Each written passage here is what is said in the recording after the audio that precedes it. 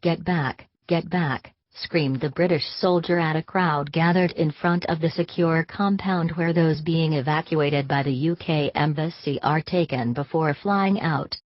In front of him, many frantically waved their British passports in the air, hoping to be allowed through, but a group of Afghan security guards wielding rubber hoses tried to push them back.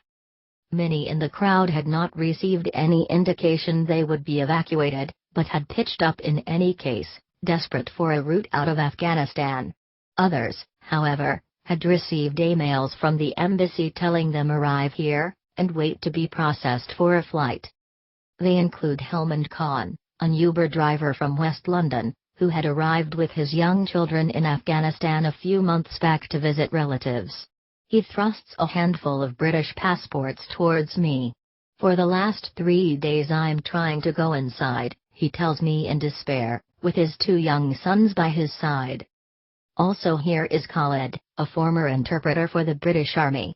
His wife gave birth to a child just 2 weeks ago, and he's terrified the baby could die in such scenes. "I've been here since the morning," he says. "The Taliban lashed me on the back on my way." A short walk away is the main entrance to the compound. Thousands have turned up, the vast majority with no realistic prospect of being evacuated. British soldiers at times fired into the air to control the crowd. The only way to get inside is to somehow push your way through the crowd, and wave your documents in their faces, hoping they will allow you past. The situation seems even more chaotic at the airport gates manned by U.S. soldiers, while in front of the main civilian entrance to the airport the Taliban have been regularly firing into the air and beating back crowds who try and surge inside. I'm constantly bombarded with questions by the Afghans who are trying to enter the British-controlled compound, and who are at a total loss as to what to do. "Can you help me? Will they let me in?" Many try to show me documents they've brought with them, proving they spent time working with international forces or foreign embassies. One young woman tells me she was an international basketball player. She has not had any contact with the British embassy, but says she's in fear for her life. She chokes up trying to describe her terror. The Taliban insist all those linked to the government have been granted an amnesty.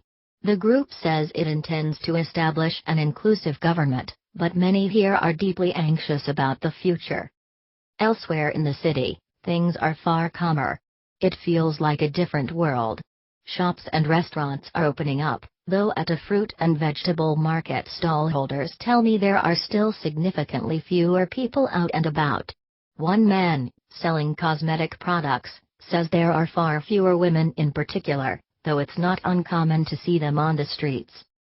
The Taliban meanwhile are everywhere, patrolling in vehicles seized from the Afghan security forces. They say they're maintaining a presence to prevent looting and unrest, and some residents tell us they do feel more secure, not least because the militants are no longer carrying out targeted killings or bomb blasts. Many are still trying to establish what life under Taliban rule will look like. One taxi driver tells me he ferried a group of fighters across the city whilst playing music from the car stereo. They didn't say anything, he tells me whilst grinning. They're not strict like they were before. But other reports are emerging of the Taliban turning up at the homes of journalists or former government figures and questioning them. Many fear it's only a matter of time before they're targeted violently. Back close to the airport, and Khalid, the former interpreter with a young baby, finally manages to make it into the holding compound. Others are still struggling though, and one British Afghan pleads with me to help. "How can I take my children through this crowd?" he asks. Many others, not eligible for evacuation but desperate to leave, will be left behind to face a deeply uncertain future.